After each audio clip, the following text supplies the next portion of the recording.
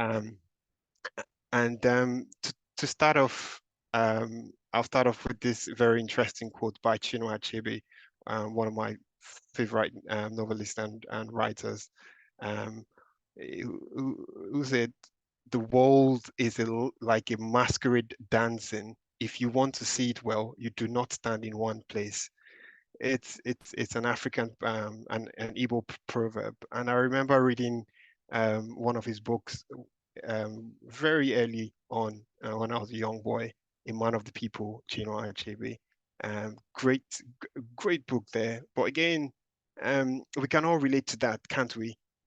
That if you want to, if you want to really enjoy and see the village masquerade, you can't stay in one place, and that is the overarching principle of the presentation. Life is not static.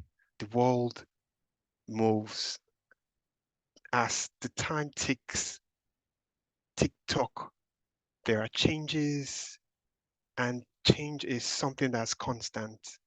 And that has been integrated in our um, education right from primary school, paying attention to the deltas. Um, Yes, change is constant, and that change affects us positively. It could affect us negatively, but we perceive change all around us. So, as professionals, we need to learn about change, be responsive to it, and we need to adapt to change. So, what really changes around us? Time changes, people change, languages change, don't they? And cultures evolve, business changes also, as well as work. Um, we also have risk too, risk changes, as well as legislation. Our perception about things globally also changes with time, and also technology changes. There's no end to this list of what really changes. Um, and that is typically um, how the world revolves. As time passes, a lot of changes occur. Now, some of the factors that we've seen in the past um, um, few years in terms of changes, this word VUCA has become um, very popular, hasn't it? That is volatility, uncertainty, complexity, and ambiguity. And that defines typically um, how the world is today. And this world came to the forefront during the pandemic when everything changed rapidly. And it, that defines what we're talking about in a VUCA world. Um, there is so much complexity, there's so much dynamics, and some of these factors could be external, like we saw in the pandemic, a black swan event. Some of them could be wars like the Russia-Ukrainian war or the Palestine Israeli war. These affect supply chain and the fuel cost of fuel as well as cost of commodities globally skyrocket. That's typically the impact that we see from some of these factors. Economic depression in different countries, global warming and climate change is a hot topic now, and we can see the impact of that in terms of natural disasters like flooding and wildfires. Um, of course, this has caused a lot of changes in terms of immigration. Um, and the world continues to evolve. That's the dynamics and complexities. And we can see change also in terms of career, occupational mobility. We can also perceive changes in terms of um, career progression, people moving from one job to the other or from one sector to the other, and businesses are also not left out too. As a result of these changes globally, it also impacts the way businesses operate. Businesses now want to be more efficient so that they can um, be strategic and competitive, so that they do not phase out. Like companies we've seen that have had a similar fate, like due to very quick changes in the world of business. So these are all impacts of dynamics and complexities of changes. Now, a while back in 2019, if we recall, the ILO World Day for Health and Safety was titled "Safety and Heart," excuse me, at the heart of the future of work, and it was a centenarian celebration of ILO.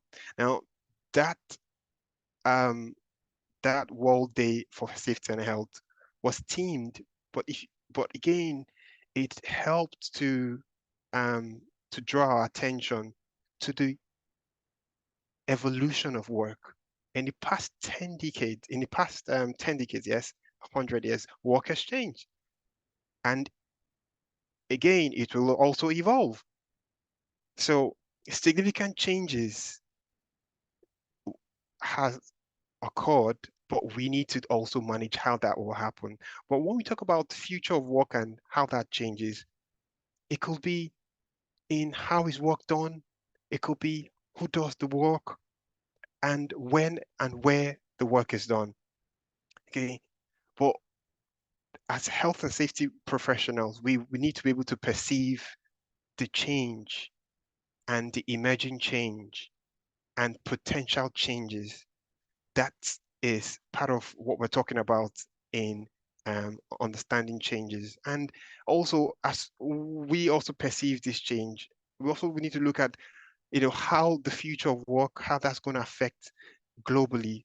We're taking a macro look at things and looking at the sustainability goals and sustainable development goals and how that will impact the world of work, how that would also um, drive our effectiveness and relevance in in the workspace.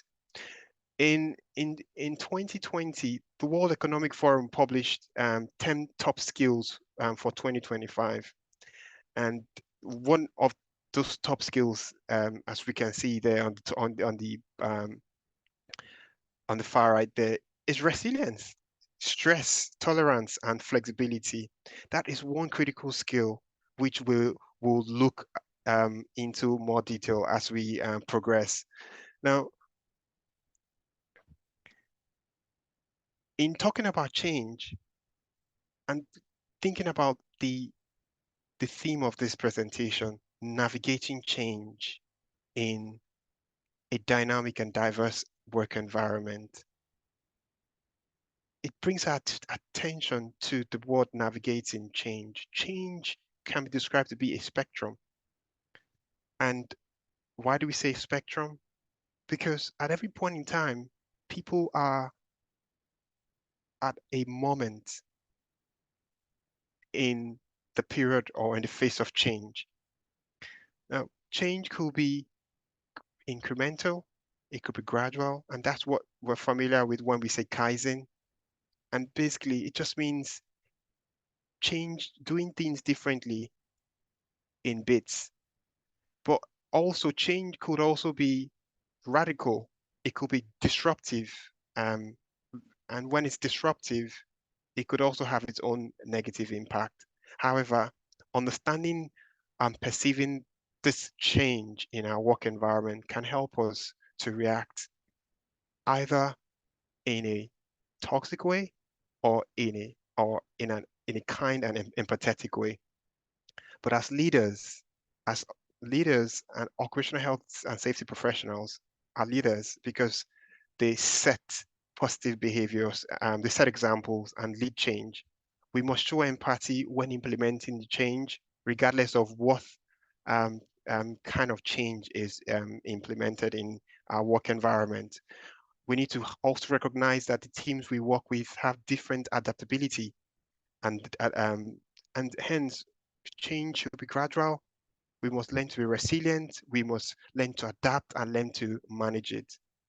Empathy is an opportunity that comes when change comes. Empathy helps us to see the world through the eyes of others. It helps us to be compassionate. It helps us to overcome our biases and prejudices. Empathy fosters a sense of community and belonging, and empathy can lead to more effective social justice and advocacy. So there again, lies an opportunity for us when change is implemented. Again, uh, t- talking about change is such a broad concept, and it can be applied in different disciplines and different fields and different dimensions.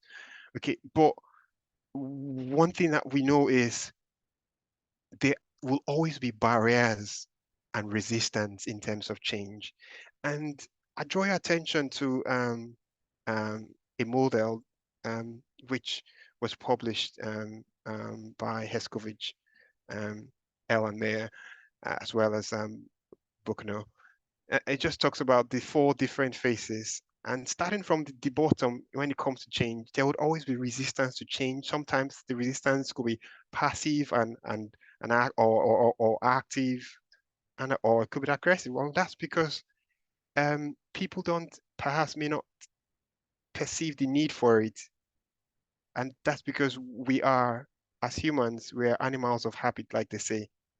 And what this means is that we are accustomed to doing things in a certain way. So there would always be resistance, just like we all saw resistance during um, um, the pandemic in 2020 when there was the introduction of new um, ways of working, social distancing, use of face mask. These were all strange to us.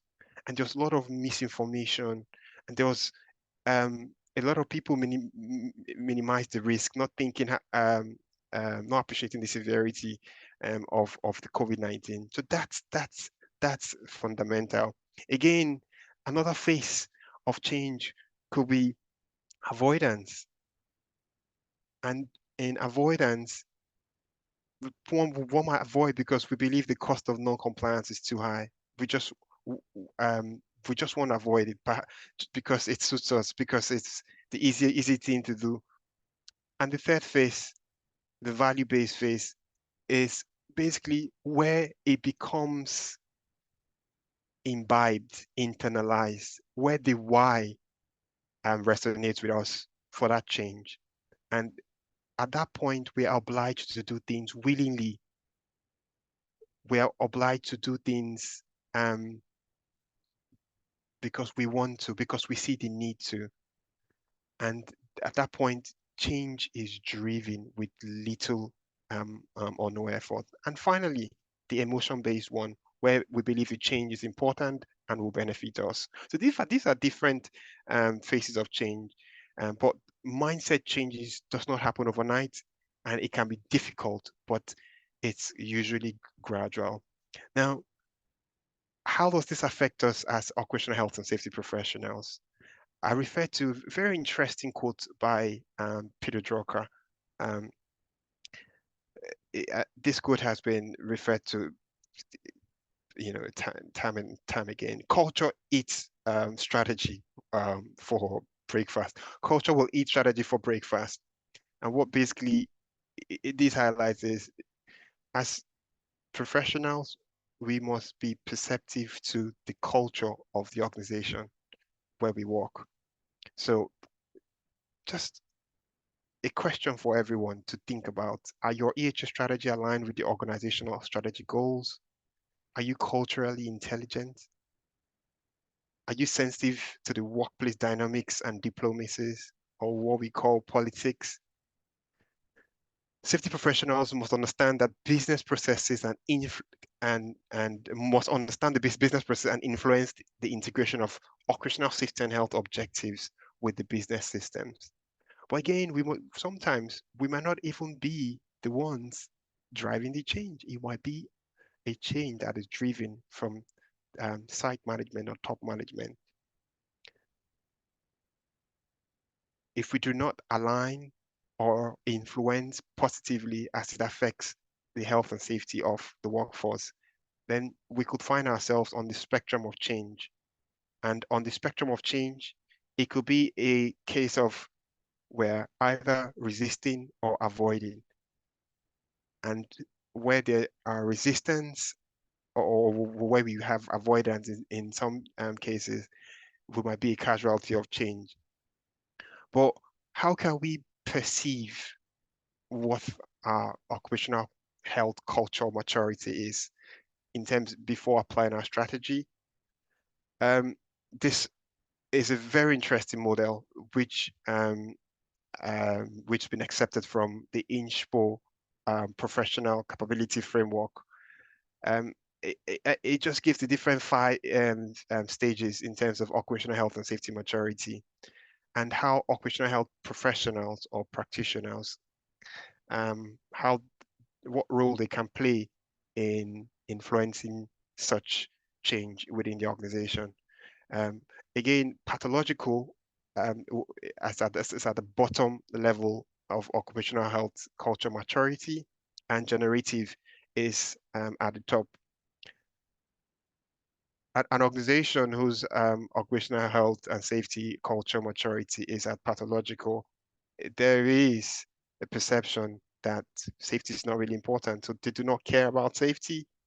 Um, and that might be different from another organization where it's reactive.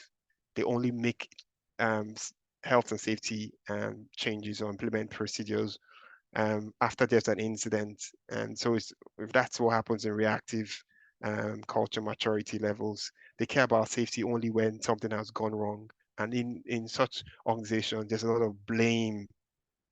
And in calculative, bureaucratic occupational health maturity, culture maturity level, what we see is we see a lot of people at management level. It's basically calculative. It's all about the cost benefit analysis. Um, they care about safety in a rule bound way. So in a rule bound way is if it's compliance, we're doing it. If it's not compliance, just forget about it. And then in such occupation, in such culture, it's always about the cost of things. So, however, when we step up to the top two, proactive and generative, we see proactive, we see a, a um, we see more of a developed culture where it's beyond compliance, where care management cares about safety and is searching for innovative strategies beyond rules. And at the generative, it's world-class safety more often than not. They want to learn from mistakes. We want to learn from errors and to find out the root cause and understand that there could be multiple root causes.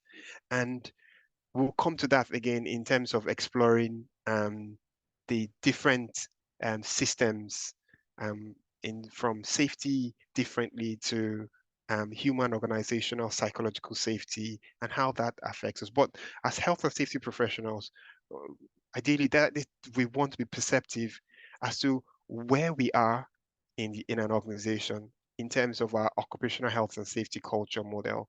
And and the question we'll be asking is, are we ready for change? Is this organization ready for change? And how do I go about implementing such change? How do I go about navigating such change?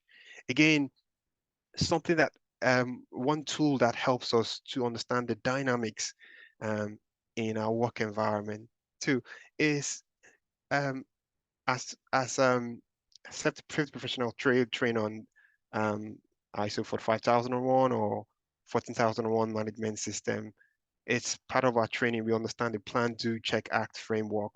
And in considering the plan, do, check, and act framework, we always identify what the context of the organization, review the issues and interested parties, issues in internal and external. For interested parties, we're looking at suppliers, um, um, um, looking at contractors and so on, and looking at how the different forces affects the work environment. From legal environment, we're looking at regulatory or health and safety legislation, as well as laws, and how amendments and changes can affect the health and safety in the workplace, to technological environment. it might be the introduction of a new technology or a new software, and how that affects health and safety. It could be a risk in terms of positive risk and opportunity, or it could be the social environment. Perhaps we begin to see diversity in the workplace and so on and so forth. But health and safety professionals have to be perceptive to this. Health and safety professionals, occupational health safety professionals, also need to be perceptive to the stakeholders in the workplace. So the stakeholders in the workplace might not be visible based on their designation or leadership title. No, they could be influential people who work with the leaders.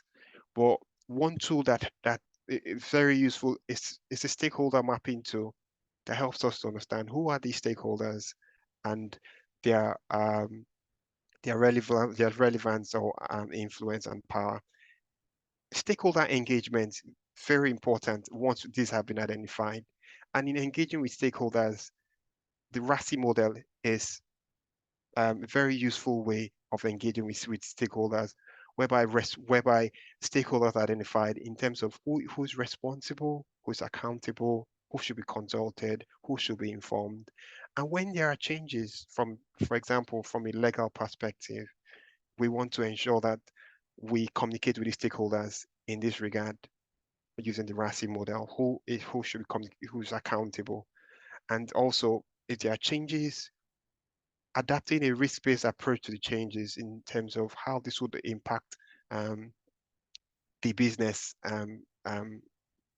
in terms of um, ill health or a process safety concern, or one that could cause some serious reputational damage, or one that could cause a lost production opportunity or financial loss. That helps the management or the organization identify this as a significant business risk.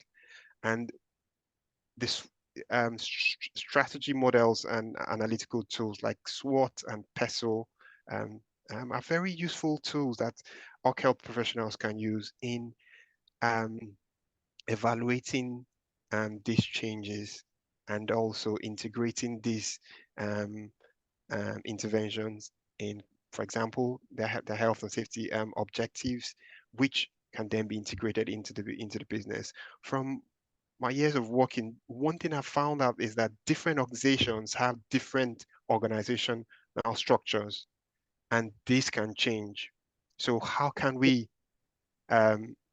how can we as professionals, how, how do we know Eh? what the I'm different alright.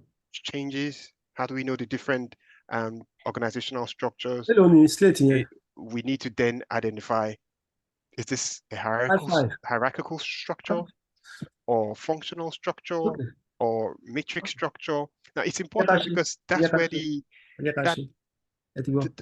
Eh? that helps us to identify who are the stakeholders. That helps us to identify who are the power Yes, players. yes. Ẹ So jẹ́ ká ṣe. occupational health and safety professionals Ẹ must ta. Maybe I understand should mute the person now. the organizational structure. Very, very important. So as you move from one organization to the other, or from one sector to the other, very important.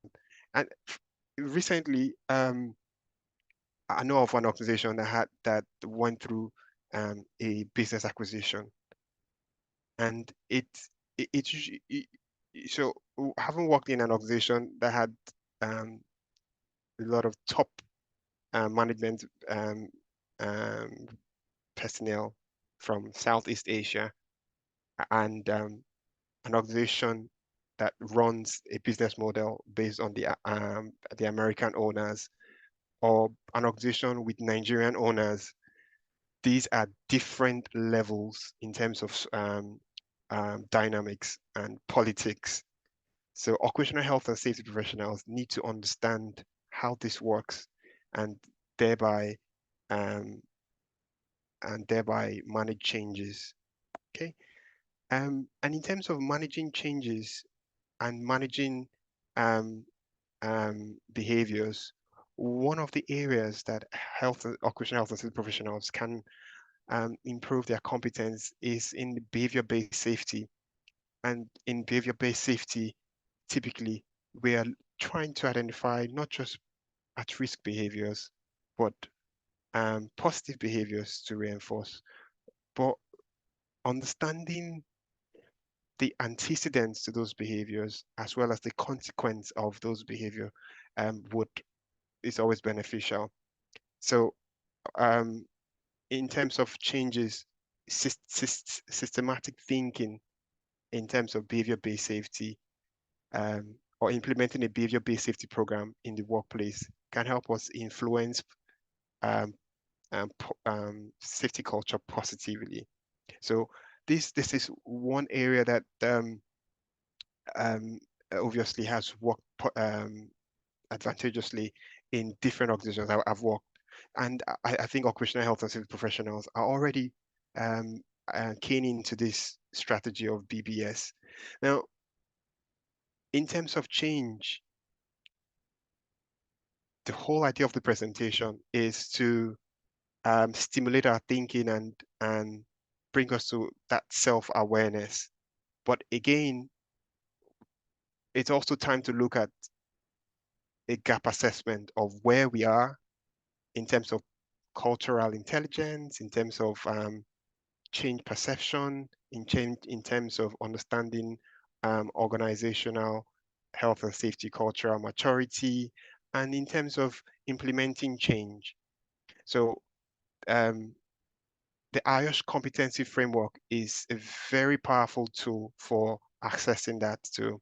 There are about 69 competencies um, in the IOSH competency framework, and these 69 competencies are categorized in three broad areas: core, technical, and behavioral.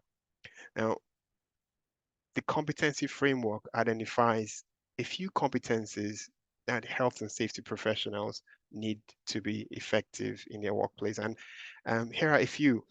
One, being responsive to changes in modern workplace, coaching and mentoring, visible leadership, influencing, risk management, and horizon scanning. In horizon scanning, we are scanning for emerging um, um, risk, emerging legislative changes or amendments that could positively or negatively impact the business, and we're taking action in that regard.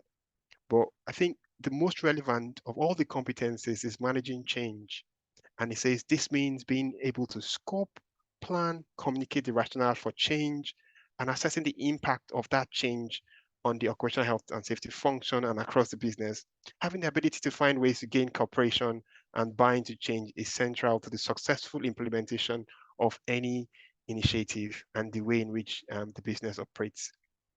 So that's a great tool to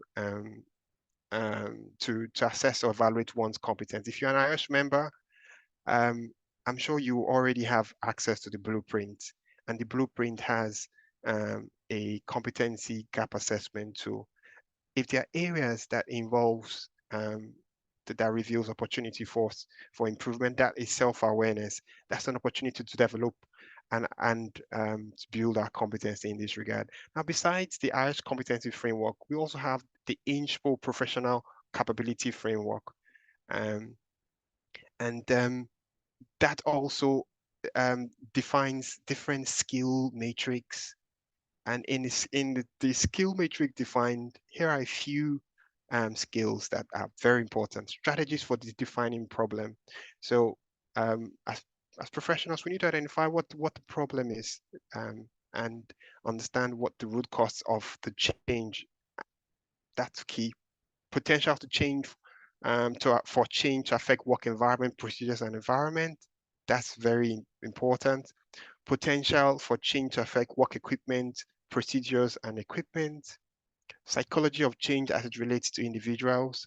This is very important. As you're aware, um, the ISO 45001 um, standard requirement requires that we access psychosocial risk, and there's a lot of awareness about mental health too, and the impact of stress and that can have on the work environment. So how that how change in the workplace can affect individuals, that needs to be considered. And as health and safety professionals, it's a competency that we can build, as well as innovation of change management processes, planning, consulting, reviewing, promoting, and consolidating. These are different skills identified by the INSH. But by the way, the professional capability framework is online, and you can always search it and review. And if we identify gaps, um, then that's an opportunity for us to develop. There are also a lot of IOSH IOSH CPD resources. You can also seek for a mentor on the IOSH mentoring platform. One way we can also build our competence is from um, a um, a session like this, learning from professional network and forums that can build our competence too. And there are lots of lean management trainings on 5S and continual improvement that can help us to develop that level of competence that we need to navigate change and to be culturally intelligent and perceptive and manage change in our work environment, especially environment that where we have a lot of diversity. Um, and diversity could be, in terms of race, gender, age, ethnicity, religion, sexual orientation, or socioeconomic status. People, basically, people with different background. Um, as health and safety professionals, we want to be perceptive to the diversity in our environment, in our work environment, um, and there are benefits to it.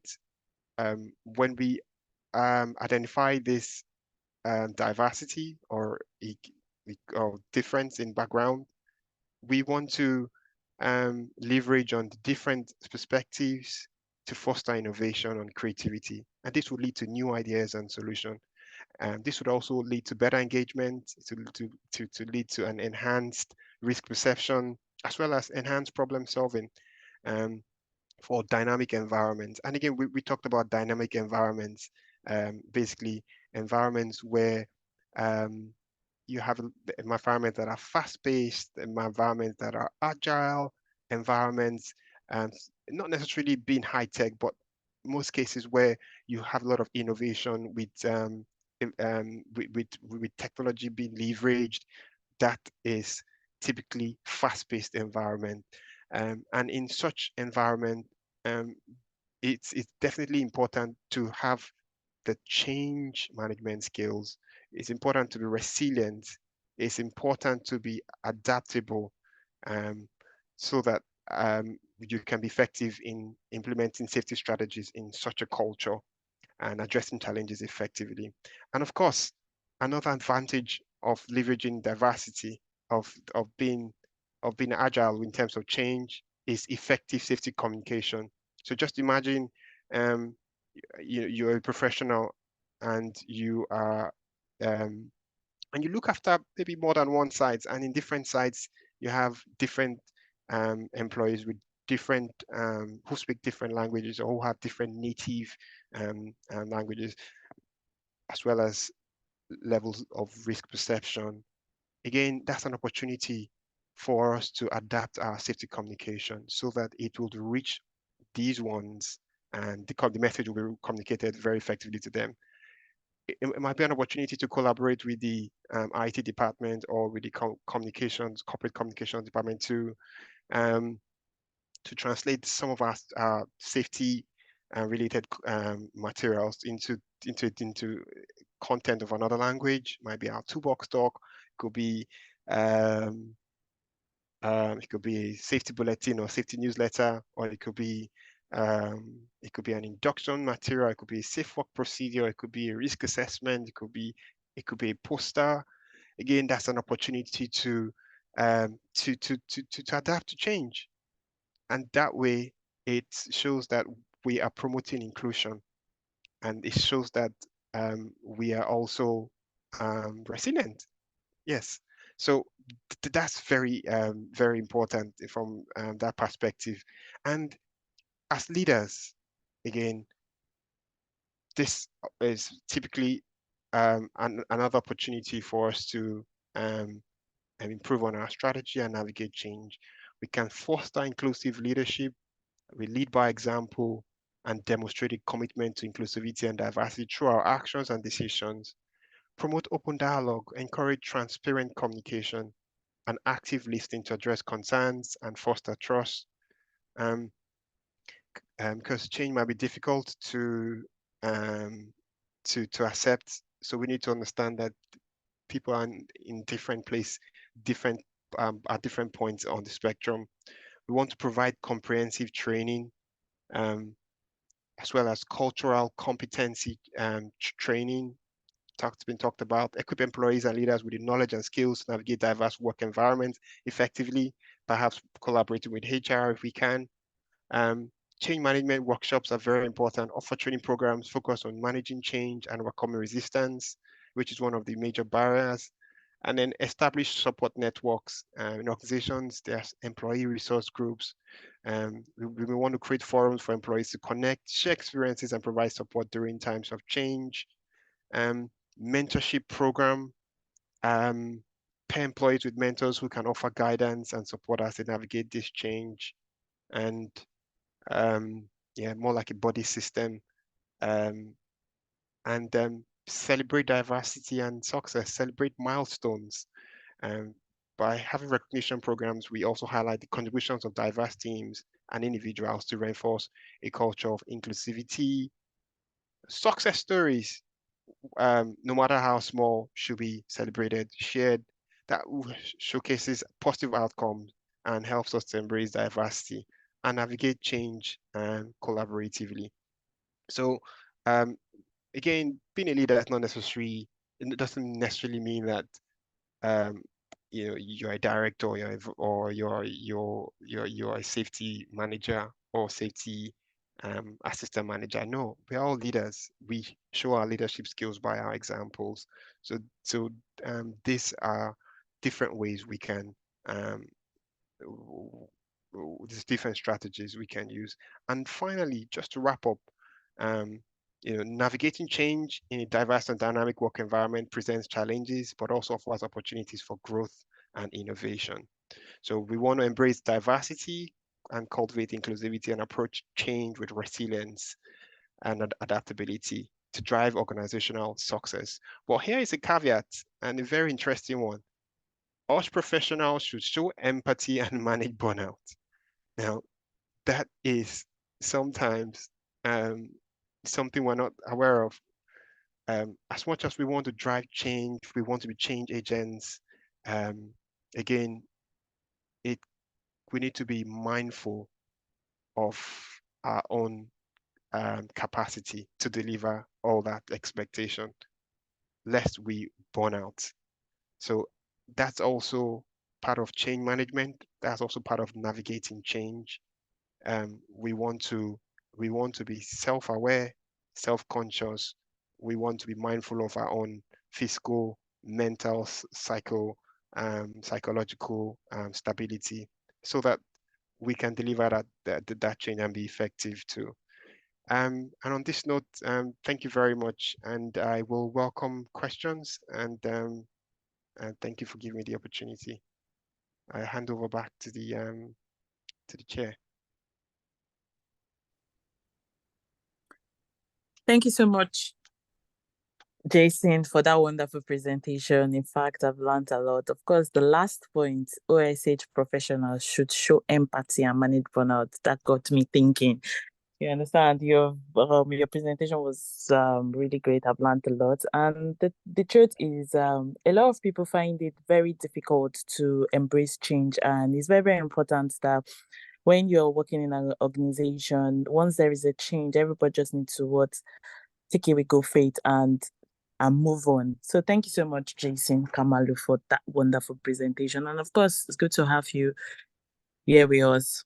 So now it's time for Q&A. If you have any question, you can just drop a message on the chat room, or if you want to use the raise hand button, just raise hand and I will just call you for proper coordination. Thank you. So this Q&A section is just for 10 minutes. So I'm expecting to see your questions.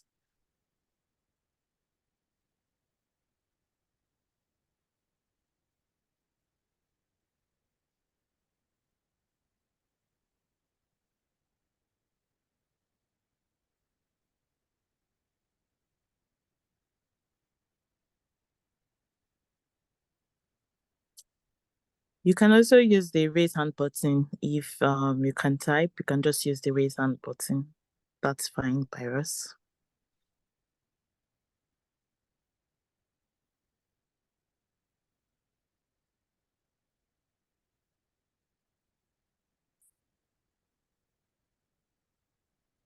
Okay, so a lot of people are just dropping messages on the group. Thank you. Thank you for the wonderful presentation. Good presentation, Mr. Kamalu. So everyone really liked the presentation. Of course, well done, Jason. Yeah, we all enjoyed your presentation today. So still waiting for Q&A or questions so that our speaker can answer all the questions that we may have.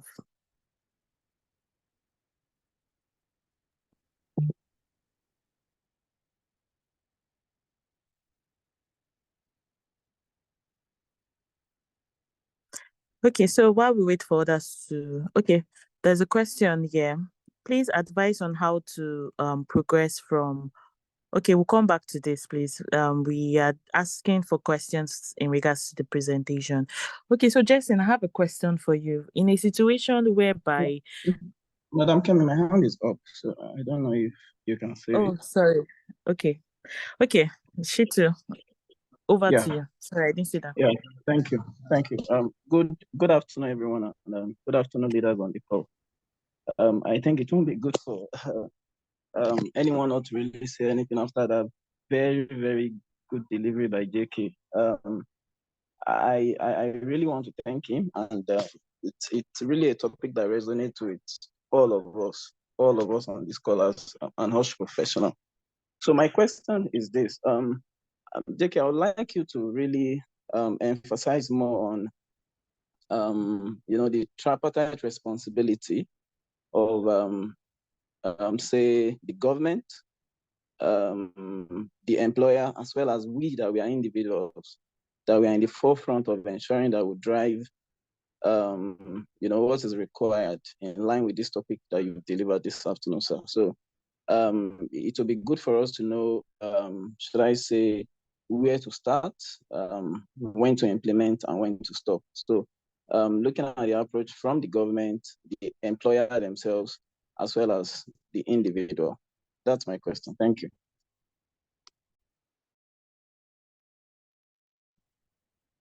All right. Thank you very much, Shitu. Great question. So I think if I understood your question correctly, you want me to stress on the inter-responsibility of the tripartite responsibility. Yeah. The employees, and of course health and safety professionals. So I'll take us back to my discussion on the context of the organization and as professionals understanding the health and safety landscape we work in, as well as the applicable laws, applicable and relevant legislation that should be set by the government and the relevant government agencies. Now, those laws or those legislation should be set, one, to define clear responsibilities of for the employer. And so for the employer, basically ensure that safe and healthy workplace is provided for employees, for visitors, for contractors, and so on. Now, again, as health and safety professionals, we provide advice within the workplace too. We also drive um, um, um, in terms of ensuring compliance and ensuring that the stakeholders are accountable. Now, when it comes to the employees too, they also have their own responsibility, and their responsibility will be to comply with the the laws, or sorry, the procedures or the safety rules that's been implemented by the employers within the workplace. Um, so, but leadership in terms of the employers, the or the management have to take um, have to take the lead in en enforcing the required procedures by setting the right example, also empowering safety professionals to drive that change. It might feel like a toothless dog barking, where we don't have procedures and policies that are backed by the management of an organization. That's just what it is. So in such a case, it's very dicey because leadership should drive that change. And then EHS professionals, it will be easy for EHS professionals to advise. What I've seen in my experience is in organizations where we have weak um, leadership, organizational accountability or leadership commitment, sometimes health and safety professionals are then caught up in the middle, probably seen to be the ones driving changes without having the required empowerment, and you get a lot of disregard or a lot of um, violations by employees for those rules, and that causes burnout. To be honest, it causes burnout because it's like swimming against the tide.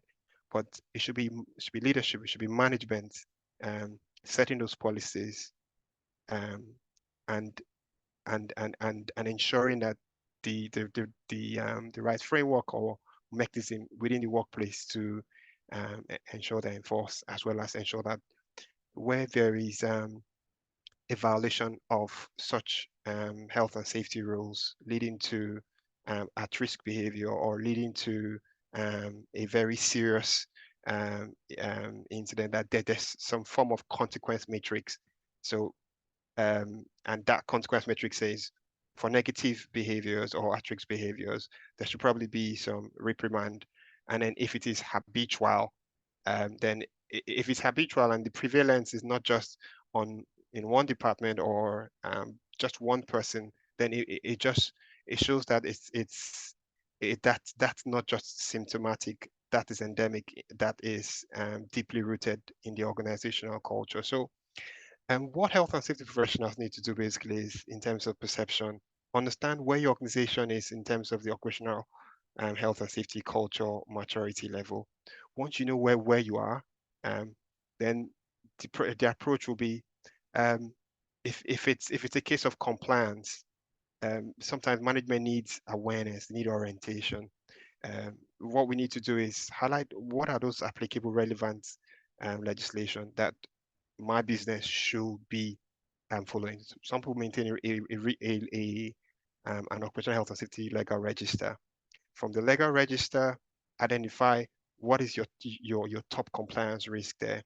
If there's a gap, this business is not doing well, the business is not compliant here, we're non-compliant here, this will be the consequence of non-compliance. And if that and then so health and safety professionals would use such an approach, one, to highlight the consequence of non-compliance, also use tools like cost benefit analysis to highlight what will be the benefits in terms of financially or productivity to the business vis-a-vis the cost. But again, we also need the government to ensure that there is some form of enforcement, so that it's not a case of brown envelopes for non-compliance, and then employers don't see and take it very seriously. In in countries like the UK, where you have where the health and safety environment is heavily regulated, with fines running into millions of pounds. Organizations know that it's a huge cost. They don't toy um, with compliance. They because they know that it's going to impact them um, financially as well as reputational damage. They will publish the name of the company, perhaps sometimes um, even making fines of hundreds of thousands of pounds to the director or to the CEO. So that is a serious deterrent. So in terms of emphasis, um, I hope that helps. Thank you for answering the question, Jason. Okay, so another hand is raised. Peter, can you unmute and speak? Okay, thank you very much, everybody. Thank you to the presenter, Mr. Jason. Sorry, am I audible enough? Oh yes, Peter, I can hear you. Okay, good. Please, I just want to take you back to organizational structure and change. Mm. You mentioned about 3 or 4, 5 types of structures here, but I just want to single out 2, and my question will just be based around those 2. Most especially the flat structure system. I've been an organization that operates on the level of the flat structure. So there's this idea of everybody being equal and within the same level cadre, and by virtue of what the culture is saying, this is how everybody perceive it until a merger took place. And when that merger took place, the the culture, though not on paper, but changed suddenly based on the tone, the perception, and the influx of the new set of people who were coming in at that point in time. And somehow I begin to perceive a system where a system where people are already used to a flat system. This is how you relate. This is what you do to get this. Suddenly switched from the flat system to most likely the hierarchical system, quote and unquote. Then there was now the aspect of identifying stakeholders, those who were key. Suddenly, those who were non-key overnight became key, and all of that. So it took a while for some people to blend in into the system and switch into what the new culture is saying. So I just want to ask, in kind of a work system like that, how do you ensure that okay, such kind of shift or such kind of change from most likely a flat system and suddenly to another system that has to deal with hierarchy is being managed so that it doesn't introduce toxicity into the workplace and negative perception don't start to brew on the ground within the work system? Thank you. All right, Peter, that's a great question. Um, so um, I really can relate to your experience because um, I've worked in organizations like that owned by Nigerian business managers, and it's more like sometimes they say it's a one-man company, but it's a big company. But because you have one individual owner who is the major parent stakeholder, then you just see it running like that. You just need to know, and I refer to Stephen Covey, one of my favorite books. 7 Habits of Highly Effective People. One of the books I read that shaped my management skills when I was developing as a young manager. You know, you need to know what is within your sphere of control and what is beyond your sphere of control. Um, so I really like the fact that you were perceptive, you were culturally intelligent to see, okay, this is what it was, flat organizational structure. Now there's a change, and there is a change in management. You cannot change that.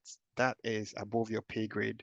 That is some board level changes happening there. Okay.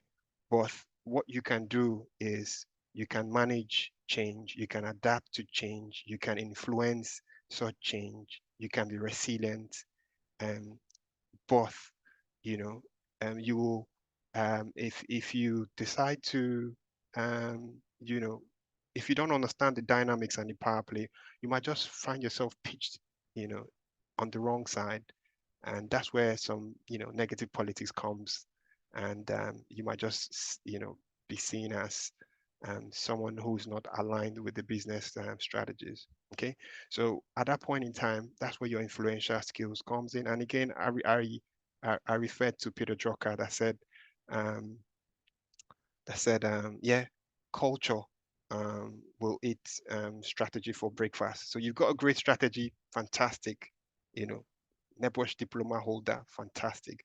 But you're not able to perceive that this is where we are in the culture. I'm happy you perceived it. Okay, so in such a case, what you need to do is influencing is identify who are your stakeholders with that change.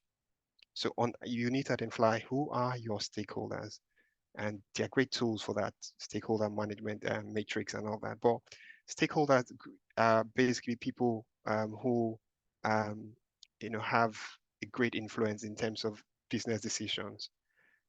That's where you want to have a relationship with these ones. And sometimes leaders, you know, it might just be a case of ignorance. They are not aware of, you know, at great depth of what the health and safety requirement is. And then um, how I've managed it in the past is, um, if they're willing to have a one-to-one, you schedule one-to-ones with them or meetings with them. Sometimes some people call it alignment meetings. It could be manufacturing EHS alignment meetings. And then if you have an inspection schedule, you know, put the a request, you know, if you could be so if you could be paired with that person, or on on those Gemba walks or inspection schedules. Again, management would not want to see you as a process enabler, as a business enabler. So you also need to be ready for the change. Sometimes us professionals, you know, may go out of their way just to support operations, so that they understand that you are not narrow-minded and all about just you know, implementation, but you understand their challenges. You're ready to work with them. You're not just a problem highlighter, but you are solution oriented. That way, you begin to build that relationship and build that trust and influence, as well as influence change too. But it's within your influence. But there's some things that are beyond your influence. You struggle with that. Yeah, I hope it helped a bit. Thank you so much, Jason. So there's a question in the chat room by Joa. This question is, how do you handle workplace change when it affects safety personnel negatively in ways such as functional relegation and victimization, etc.? Over to you, Jason. So thank you. That's where SSB, trying to remember the Shitu's question, becomes very important again, and that's about the tripartite relationship: employer, government, you know, employee or safety professional.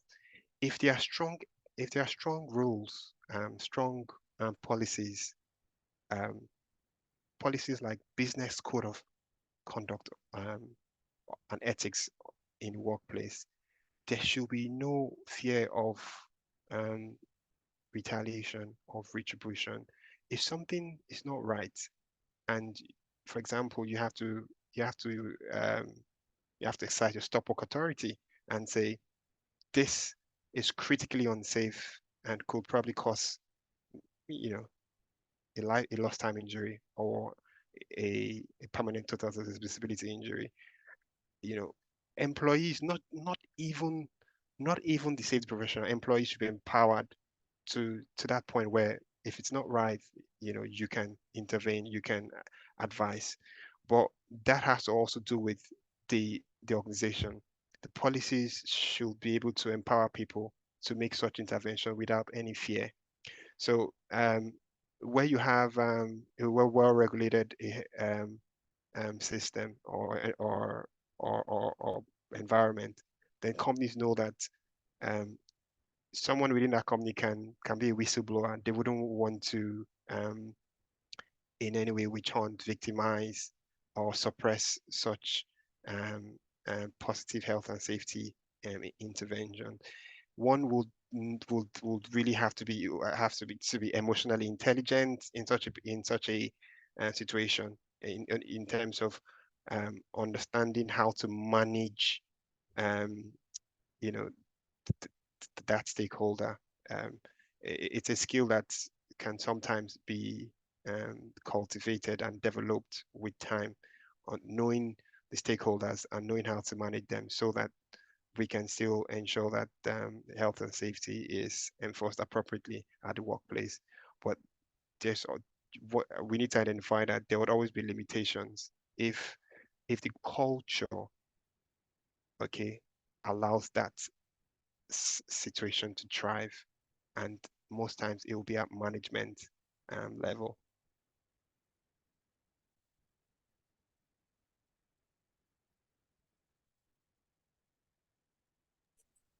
Hi, Jason, are you there? Yes, I am. I'm here. I don't know if you can hear me. Okay, I can hear you now. I think we lost you a bit. Oh, are you done with answering that question? Yes. Oh, did you? Was it me? Yeah. Okay. Well, I've been talking for minutes here. I'm sorry. I didn't didn't know. Okay. Did you want to come back again? I Okay, think. I'm asking if you're done with that other Yeah. question. Yes, I am. I am. All right, okay, that's fine. Okay, so we have Oluwaseun Adebayo. Okay. Kindly unmute to ask your question. Thank you very much. Can you hear me? Let me just be sure for you. Yeah, I can hear you, Yes. Sean. Thank you so much. So I want to ask you a question. Now we've been starting managing and educating and then urged to management system. We all know that most of things like certification and extra time. So and then You're not like very I said, audible, Sean. I, I'm not sure if it's me or maybe can you your. hear me? Yeah, that's better now. All right, thank you very much. So I said we've been saddled with the responsibility of initiating and managing change. In other words, promoting good culture in the workplace. So now I want to ask a question. Before I even move forward, we all know that as management systems professional or us professionals, even when you are trying to prepare a company or prepare your client and then get them certified, we know that it's usually client driven, right?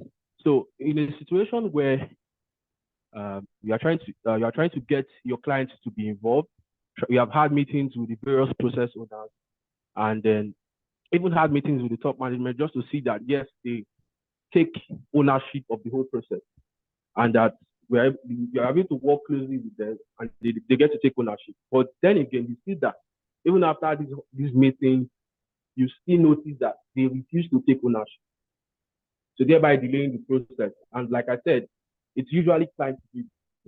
So having tried to have meetings with various process owners just to bring them together to make them realize that they are the ones that are supposed to take ownership of the process. And at the end of the day, you still see that they show this like a discard attitude towards the whole process. They don't want to take ownership. So in such situations, now that you have tried to get involved with them, you've tried to have meetings with the top management, you have used all the strategies you need to, but then again, they are still not ready to take ownership. What do you do?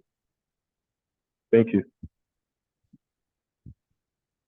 Okay, so I want to believe that you're asking this question as a say management system consultant who's trying to support maybe a client to establish say, a management system for accreditation like ISO 45001 or 14001? Is that the situation, Cheryl?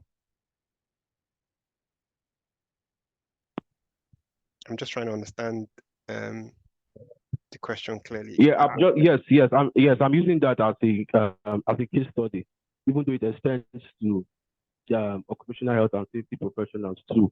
Because even at times you might be faced with challenges in the workplace, and then you're trying to communicate to the top management. You try to put everything in place. You use all the strategy, but it's still not working. There's still that poor culture. Like the saying, culture will always eat strategy. So in such situation, you found yourself in such situation. How do you, having used the necessary strategies, like I said, had meetings with the various process owners and top management, but things are still not working. How do you tackle such events? How do you tackle it? And same thing with, so I'm asking two questions. Same thing with the management system. You try to prepare a company for certification. Thank you. Yeah. So okay, thank you. I think I understand you now. So in such a situation, what I'd like to understand is I'd like to understand why there is that apathy, why there's that lack of um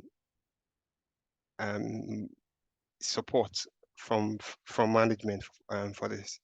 That will be what I would want to establish first. So, and to establish that, again, effective stakeholder engagement. So, in such a case, I'd want to understand from the senior managers, from the leaders in the organization, who should take full responsibility, say, for their area, and that could be done with a chat, and sometimes that could be done in informal ways. From my experience, it starts with building that relationship to understand, um, to get to know them more. Like, your approach to it will be to understand first why, and then I think the least you can do is to start with compliance. So from a compliance perspective, if this is what is required by the law, most organizations understand that there's a penalty for that not happening. So um, that will be communicated very clearly in terms of this is what's required. And then um, again, one of the questions on my slides was, is your organization ready for change? Okay. Is your organization ready for change? So in the case of the management system, who is funding, for example, the consultation and professional fees for the management system consultant to prepare the organization for the management system accreditation? It means that whoever it is has the right, sorry, it is the driver. Now, in some organizations, you might find out that the structure is such that the health and safety professional or is so far off the structure that it's difficult to really influence those at the top. And that is where it becomes challenging sometimes. So you're making great reports, you're having great inspection as well as internal audits, but in those who should make the call in enforcing and ensuring that this is implemented, or this change is driven, that communication is not reaching them. So that's where it can be frustrating in terms of organizational culture swallowing that strategy. So, but strategy is very key. But again, that strategy will be effective with good stakeholder engagement and leveraging cost benefit analysis. Sometimes those at the top want to see numbers. So, and that works very well. So highlighting in terms of numbers, this is what it will cost, and this is the benefit and return on investment. And so EHS professionals also want to develop their competence in their financial intelligence too, and also aligning with the, the current business strategy. Sometimes we might have great plans, but the business is not yet ready for those great plans. But at the minimum, we want to ensure that from a compliance perspective, where we have evaluation of compliance reports, that's really emphasized.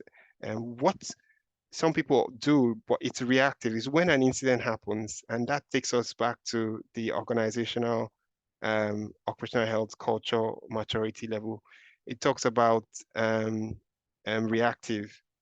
So organizations that are reactive, when an incident happens, when there's a fall, someone gets injured, then that's when those changes that have been pending for quite a while, that's when those changes are also implemented very quickly. That's where you have legal and regulatory influence in such a case. But that's my perspective, and that's my insight on this. I hope it helped you. Okay. Can I speak? Oh yes, go ahead. Right, so you talked about the cost benefit, and also why it's imperative for professionals to also have the financial IQ. But I know you also talked about stakeholder engagement. So the question is, I think, okay, I'm giving this as a practical challenge, right? Currently facing for a particular project. So we've had the stakeholder meeting with even down to the MD. We've had the stakeholder meeting with the process owners, like I said earlier. But we are still having the challenge of them wanting to take ownership, like of them responding in due time. So when it's time for them to give that deliverables, it's either they come up with, we have pressing issues at hand, there's a lot going on our table, so that's why we are not responding. So they always come up with one issue or the other. So what I'm saying is, after all these stakeholders engagement, also try to tell them, like, we haven't worked with numbers, giving them the cost benefit analysis, but yet we're not getting the results. What would you advise in such situation? Thank you. So I really don't want to repeat myself because I think I've tried to touch on the practical approach to this. The question in which I'm not sure you've clarified is, who is are you coming from a consultant, or from a consultant approach? That is someone who, for example, is making proposals to a company for a management system implementation, or you coming from a health and safety professional who is an employee of the organization and who is trying to influence change? To just clarify quickly. Okay, Coming from, Jason, yeah. I think from the question he's asking, it might be like a personal one. Maybe Okay. you should take it personal with you. Okay, that's because fine. I think, yeah, because we are really running Yeah, out of time, no because we'll worries. spend 20 minutes as against this thing. So Seun, please, can you just take this personal with Jason, so that I can be able to understand your point, because it looks like he's trying to get your question. So that's fine. So Jason, thank you very much. I will hand over now to Chair. Thank you so much, everyone. Okay. Sorry, okay, Chair. yeah. Sorry, Kemi, if you Okay, don't ma'am. mind, just 1 minute. Okay. And Okay. Go ahead, for the ma'am. question that Sheung was asking, I was just smiling when he was asking the question. And this is a very practical question that we face every day as management system consultants. I just wanted to quickly chip in one thing, and that is that you need to have a clear implementation plan and timelines with the organization. And what we had done when we faced similar situation very practically, it was that we had an engagement with top management, and we gave them the deadline for the implementation and then revalidation of our consultancy cost. As a consultant, honestly speaking, like Jason said, without the involvement and willingness of the top management to make a change, there's really little or nothing you can do. So you have persuaded them, and the implementation of a management system is a voluntary thing, right? You've persuaded them, spoken with them. So you need to sit with them, have a meeting with them, then reevaluate your timelines and tell them that within these timelines, if they are not able to meet your requirement or they are not able to meet the requirement of the standard, then you might need to probably reevaluate the project cost, or that you might need to, terminate the project. Sometimes if you take some of this kind of difficult decision, yes, because you don't want to, lose a client or walk away from the client, sometimes you get them sit up. Sometimes you get them sit up, and then you begin to make them realize that there's a need for them to engage some key process owners to make up time. That's the word, time, to be able to implement the requirement of the management system. I hope that helps.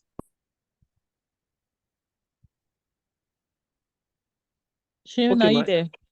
Yes, Seun. Yeah, thank you very much. Okay, okay, okay.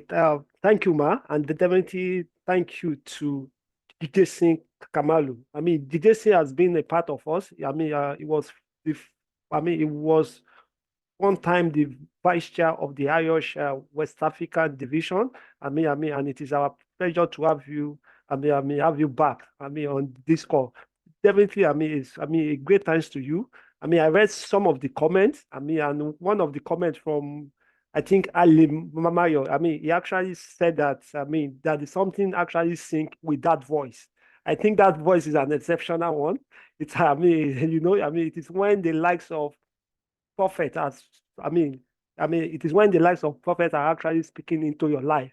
So that was how this presentation was. So on behalf of the IOSH West African branch, we are presenting to you this certificate of appreciation from the Institution of Occupational Safety and Health for the facilitation of the IOSH West African branch CPD and reflective session on these great topics that you've just delivered. So once again, we say a very big thank you.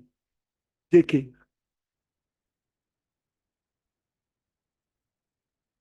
So, JK, we don't know if you have a word before we move to the next phase of the meeting. Thank you. Sorry, I was speaking, but I was You were muted. Yes.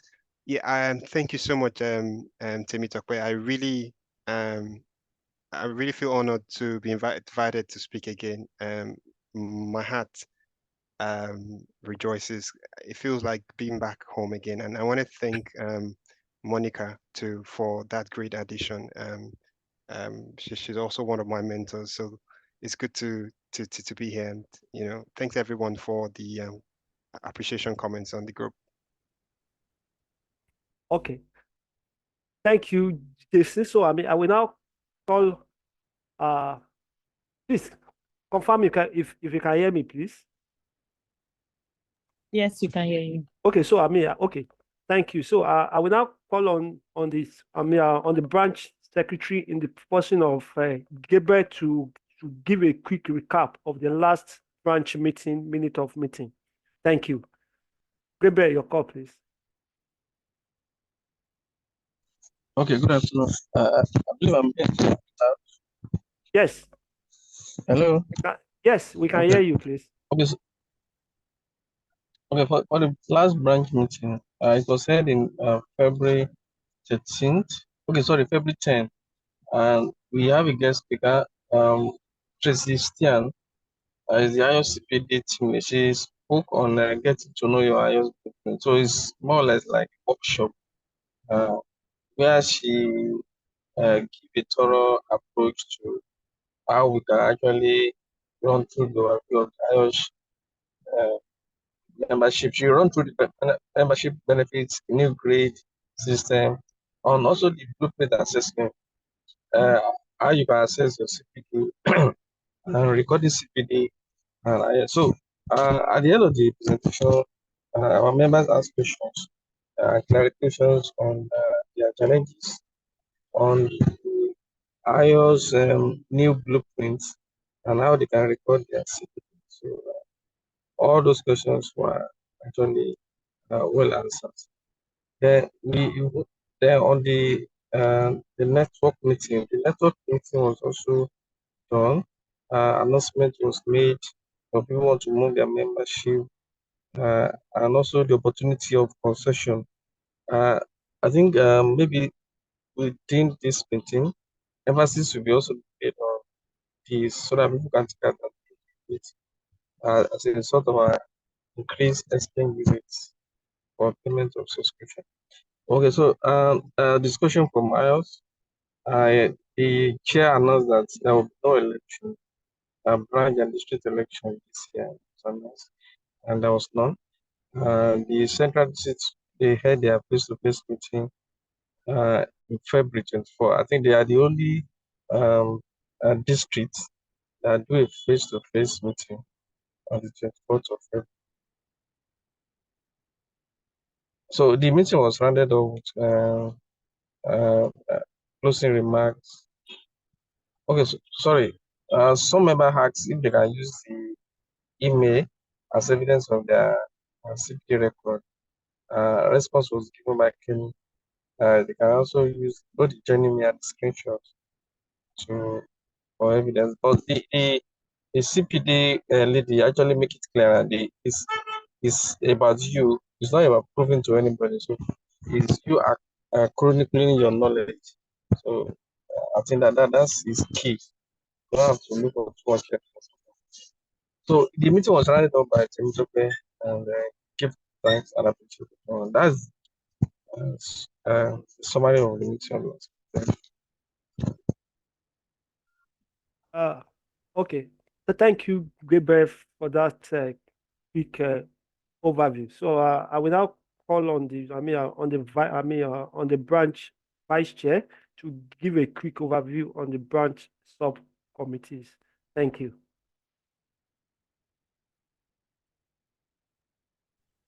All right, thank you so much, Chair, for that.